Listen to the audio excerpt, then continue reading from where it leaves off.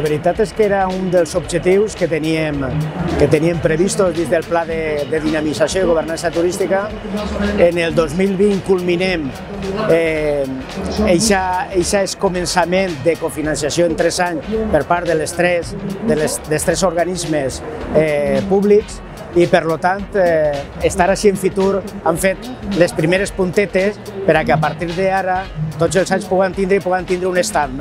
La nostra oferta turística es presenta o s'apuntala fonamentalment en la gastronomia, que és el que estem fent ara, com a primer pas, perquè és una cosa que tenim més desenvolupat. Han creat un club de producte que va ser autònom en potenciar, en donar a conèixer la nostra gastronomia, i a partir d'ahir es començaria tot el tema de Camins del Carraixet, que ja el tenim dissenyant, que és una ruta circular de 22 quilòmetres que passa per tots els pobles on estem adherits al pla de dinamització, i després dins de cada poble tenim també una ruta circular de visites monumentals, que serien els passos a seguir després de que la part gastronòmica ja tingui l'essència que nosaltres volem.